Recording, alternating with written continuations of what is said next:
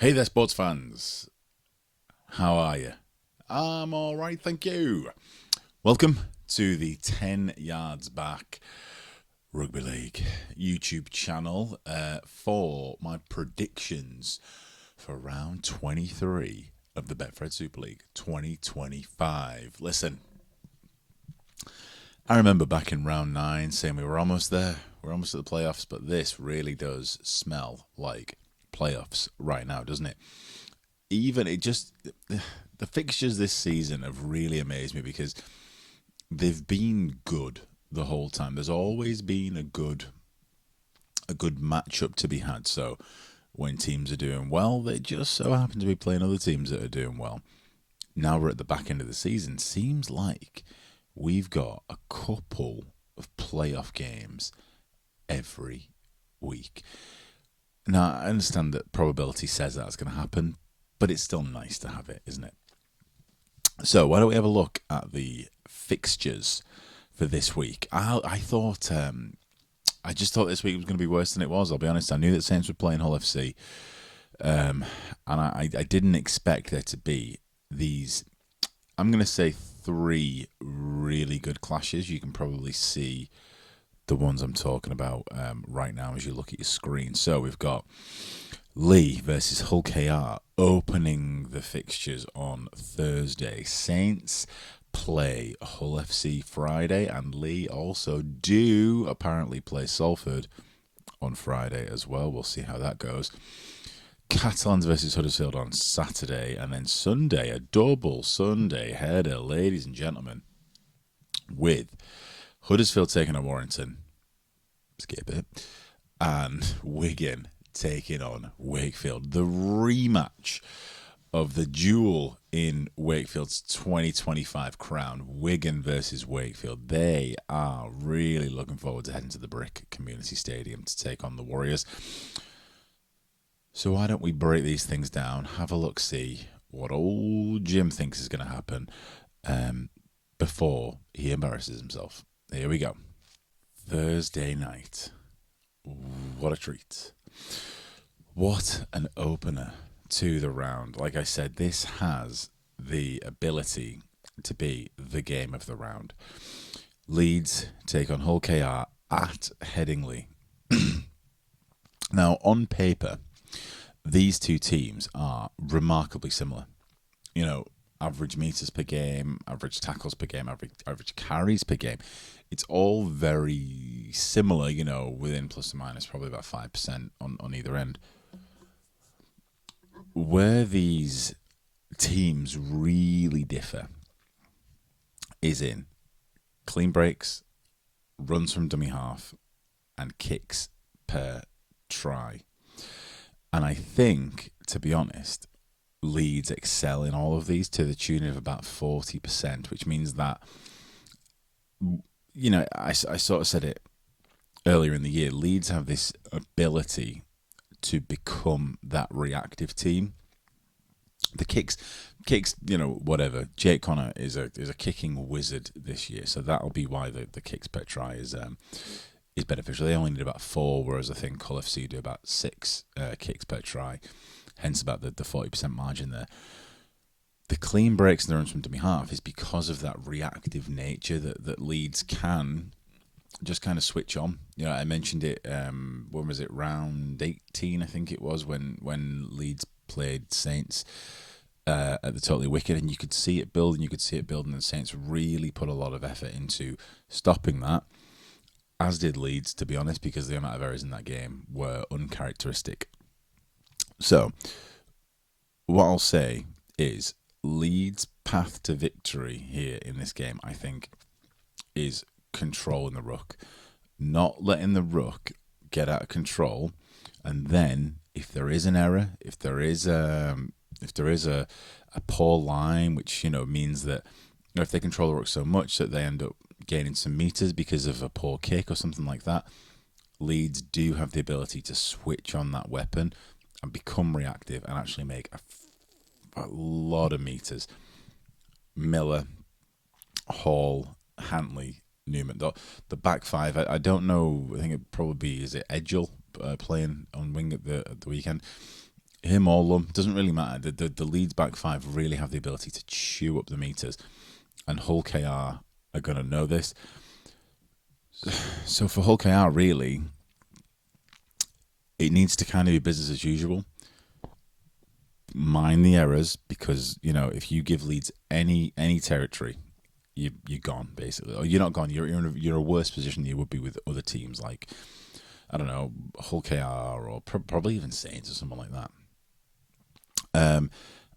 I think Hull KR need to watch the errors, just be very disciplined, very structured in your organisation, and chase those bloody kicks. Because if Miller gets the ball and you're not there to tackle him, I mean, he's really doing something special lately, isn't he? In terms of the actual ground he can cover, it's pretty fantastic. So that's what I think. That's what my approach would be if I was either of these teams' coaches, which of course I am not, but I'm open to job suggestions. For Leeds, I'm watching Hanley, Hall, and Connor is obvious. I think that Hanley and Hall are kind of the ones there in the middle that can sort of activate that reactivity that Leeds have. I think Hull KR, we're looking at Burgess down the wing there, has been very strong. Really, really, I think a different type of winger than we see in other teams. He's a bit of a bruiser, but he's very fast as well. I think it's because he's just so big. He's so tall and quite, just a big lad. And Morg to take it to the Leeds line, to just really, really take it right to him and get it out so that you can take advantage of those very short passes. I mean, I think they're going to be all over Lewis, so he's not really got much of a shot here. Morg needs to fill that gap. Minchella, I think Minchella's going to be one to watch here because he is the captain. He is a bit of a wind-up. So I think he needs to just keep control of his team. If they do go behind, which I'm not sure if they will, just keep control, keep tempers below. You should be the one to sort of lash out Minchella, if anyone. Score prediction here, 18-22. Interestingly, my sort of, I've made reference to it before, that my algorithm system, manual algorithm, I'll say, predicted a 25-20 victory to Leeds, and I've chosen to ignore that and say that I just don't see it happening for Leeds, unfortunately, this weekend. But 18-24, look, I'm sort of happy to be wrong on this one because I think that the whole Hull KR train has sort of lost its steam a little bit, hasn't it? Because everyone just expects it now. Everyone just expects the Hull KR are going to win. So maybe a loss here can put a spark back in their season and get them thinking again. So 18-24 to Hull KR. Friday.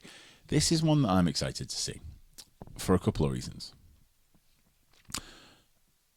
The reason I'm excited to see it, so I've been talking all season about Hull FC and how much I like their playing style, how impressed I am that they're able to stick to a playing style, that sort of structure, grit, determination, stick at it, just keep that line, keep that defensive line, and just bloody take it right up to their try line. This is going to tell us, I think, quite well whether Saints are going to work or not. We've seen them over. The Real Class podcast called Saints, was it Claptrap Bullies, Flaptrap Bullies? I've never heard the term before, but it kind of makes sense because about 90% of Saints' points this season have come from teams lower than them in the league. Okay. Yeah, think of that what you will. But I think this is going to be a real good opportunity for Saints to test that attack because it looks great. It looks great on screen, looks great on the field, looks great in highlights on your phone, on YouTube, whatever it is. Will it look great on Friday against one of the big defences in Super League? Now they're not even guaranteed to be in the top six. I get it, But Hull FC have been very good defensively all season, and this is Saints' opportunity to test out that that style. Okay, I think for Saints, they need to not focus on slowing the ruck like they always do. That Saints have got kind of a dual strategy. One is to just slow the ruck down to the point of penalty, really. The other is the attack. I think that Saints here just need to make sure that they complete tackles and don't allow those offloads, because with people like SASA, people like Hardacre in there is doing wonderful things for Hull FC. On the opposite of that, Hull FC need to focus on offloads, scramble defence. We had Custon Asiata last match for Hull FC. Just getting the ball out there when they can. Just if they can do that and scramble Saints defence, either they're going to be successful or we're going to learn a whole lot about Saints' defence, because it's not really been challenged in that way over the past couple of weeks, has it? So Saints, well, let's go to the score prediction first. I think 20 points to 16 for Saints. I do think they'll do it. Just look at the current form. Saints are doing much better than Hull, to the tune of 5 points, 3 games. All right, maybe 2 games. All right, that's not so much better, but they are doing better. They're killing them on points difference. So that think of that what you will. For Saints, like I said, I want to see if Dagnall and Sailor actually work. Are they what we seem to think they are over the past couple of weeks, or are they just bullying, flaptrap bullies, whatever it is? Are they just bullying lower level teams? I want to see those two people. I also want to see what Welsby does. If Welsby's on the field, how is he? Is he functional? Is he fast? Is he agile? Can he do this? Is he? Are we still comfortable with him on the field? Let's find out. Hull FC. This is just from kind of a fan's perspective now. I'm going to be watching Hardacre and Lewis. Martin Lewis, the try-scoring expert. Is he going to break my heart on Friday? I think he has the potential to. And Zach Hardacre, where's he going to be on Friday? Is he going to be coaching? Because he's done everything else this season, hasn't he? He's played centre, full-back, half-back, second row. I don't think he's been at prop yet. But man, Zach Hardacre, very interested to see where he goes next. Just going to have a little sip while we look at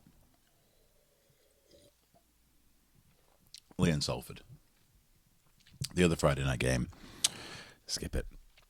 Don't skip it. Look, this is an emotional game for sure. Salford cancelled the game last week, player welfare. I called it. I said they'll be back for Leigh because from some miraculous place, they'll find some players to play their away fixtures. And they're going to do that, I think, for as long as the RFL will let them. Forfeit home games, but play away games because they suddenly get players. Score prediction for this is 52-6. We're just not going to learn anything. 52-6 is a generous score for Salford. I don't know who's playing for Salford. I know that Shorrocks isn't anymore. He's gone to Leeds, I think, for the rest of the season. We're just not going to learn anything, are we? We're not going to learn anything about Salford because it's not Salford anymore, is it? It's just a bunch of loanies and kids. We're not going to learn anything about Leigh because the things that we were wondering about Leigh last week, is Pape good? Can he play anymore? Is Lamb losing his connection to the team? We're not going to learn those things because it's against Salford, so they'll just score loads of points and will look really good. So I'm not going to talk about this anymore. Let's move on to a very similar game, if I'm honest. Catalans versus Huddersfield. Castleford, sorry. This is a similar event, I suppose. There's nothing to play for here. I hope they find something to play for, and that's what Joel Tompkins has been saying about Catalans is he hopes that they can come up with something. Just find a reason that you're on the field, fellas, and not just salary. For me, I enjoyed watching Catalans in that first half last week, so I'm probably not going to insist that I watch this one live. but I will watch it back with a coffee on Sunday and hopefully enjoy it again. Vintage Theophage making that connection, JB getting involved in there. It's nice to see young talent coming through and doing as well as JB's done. It's just the rest of the team is kind of letting them down. Castleford, Chris Atkin had a pretty good game last week, I thought. If anyone had a good game for Castleford, it was him. Let's hope that continues to help them get to their 30 points to 12 loss that I think it's going to be. I'd be interested to see what the crowd is like for this, because it is a good day out, Catalans, and it's going to be nice weather. Hopefully these Castleford fans can just find something to do down there, a reason to get them down there. I don't think they'll win. I think 30 points to 12 is probably going to be all they can muster. But come on, the lads. Let's try put something on for TV, eh? Before we move over to Sunday with Huddersfield versus Warrington. Another similar fixture. I said at the start of the show, there's probably 3 good matchups on this, and this isn't one of those. That being said, so last week, Warrington versus Catalans. Warrington, Williams particularly put on a real clinic for Catalans with his very short kicking game, and I love Williams for that. I think he's probably the best in the league for that kind of short at the line kicking game, getting a kick through, either chasing it himself or somebody else is there to get it. I think Flanagan here, George Flanagan, again, I'm just a bit of a fan. He's got an opportunity to do something here. I think it was the last time they played Warrington. I was really impressed with this lad, the way that he manoeuvred off the ball. He was just everywhere. He was always wherever the play of the ball was, that's where he was, behind the line. And it's a really good sign. He just maybe needs a few better players around him, a bit more of a group around him to just lift him up that level. But nevertheless, he's got the opportunity here to do that against one of the best, I think, short kickers in the league. If he can keep scooping them up, then Warrington will fail to score over and over and over again. I think for the score, it's going to be 16 points to 26. I think Warrington will take it. But if they don't, Flanagan is going to have a lot to do with that sort of mopping up those balls, preventing the tries. For Warrington, the end of the season's approaching. We know that Williams is going. Dufty's been held back now for 2 weeks on ill discipline. I just want to see that one more time. I want to make sure that I see it one more time. That Dufty-Williams axis has been very entertaining over the years. It's broken my heart plenty of times as a non-Warrington fan. But I'd just like to see it one more time. I'd just like to see them do something that everyone knows they're going to do, but just can't stop.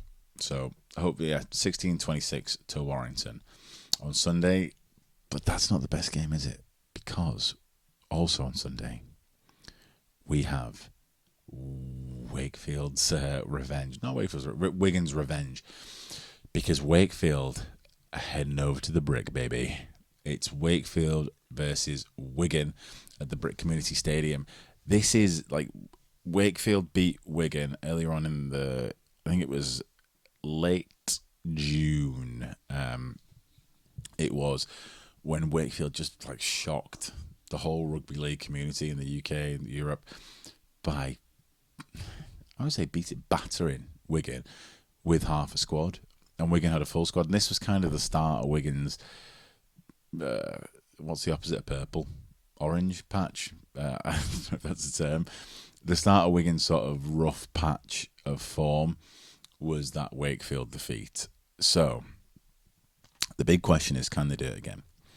Wakefield have got a psychological angle to get over this week, and that's the fact that when they played Saints the week before and lost, pretty convincingly, Darryl Powell, a couple of people were saying, you know what, I don't think we're good at weeks off. I think we just need to keep playing now to the end of the season.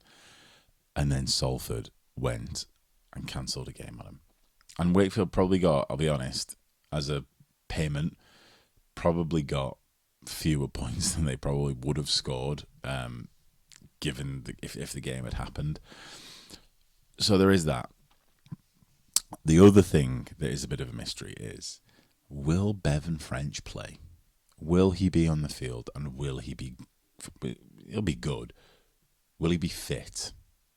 Is what we need to be asking. What's he going to do? Because if French is on the field, and even if he isn't on the field, to be honest, Wakefield can't just attack. They need defence as well. Wakefield have been really good at taking teams by surprise and just laying the points on them, just really taking it to other teams and just ploughing points on them and scoring points. Now, they have had defensive shows for sure, but this is Wigan Warriors, right? If Bevan French is on the field and Jay Field is on the field, you need to come correct in defence. So hopefully they can do that. Last time, their strategy was sort of to just eliminate their second rows. Farrell and December were out of it. Now, I think December is injured. I don't think he's back just yet. So that'll work in their favour. But again, it's another question mark, is who will play in that position? What are they like? Who are they going to put there? So this isn't the way that Wakefield like to operate. Wakefield have had a week off. They don't know who's going to be playing number 6. They don't know who's going to be playing number 11. 12. There's a bit of uncertainty coming into this game. That being said, I think that Wakefield will win 24 points to 20 at the Brick Community Stadium. Battle of the Brick. Wigan lost the Brick last week, so they'll have to get it off OKR if they win it. Wigan are going to slow this game down tremendously, and hopefully Wakefield can capitalise on that and get a few penalties off the back of it, or at least a few repeat six agains to let them build that head of steam and just punish them for it. Basically, at the end of the day, they're not scared of kicking penalties, so it's gonna be a bit of a battle. They're just gonna have to get on the field and find out what's gonna happen, and just play the game that's in front of them. Eh? How about that? So, for Wakey, that being said, I've got as my ones to watch Harvey Smith, the young hooker, the young number 9. He's not a young hooker. Corey Hall in the centres. I think he's been just excellent. I think he was the only player against Saints in their last game who actually had a good game. Everybody else was sort of bang average. And Pitts for his, he's a forward. He passes the ball out a bit. I think he could be a really good pivot in the same way as like a Ben Curry or someone like that is for Leigh, for Warrington. Wigan, I think Farrell, he was a bit of a general last week against KR. He took a bullet for the team. He got that yellow card, that professional foul. He needs to step up in this game because this is an important one for Wigan. It's an important one for Wakefield, so it's quite high stakes.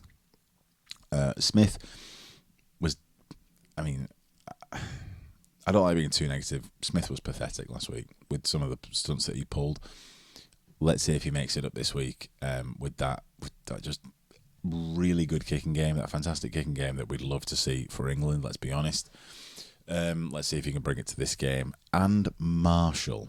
I haven't seen much of Marshall this season. He's been a bit quiet. He's been off for a while, a bit injured. Let's see what Liam Marshall can do.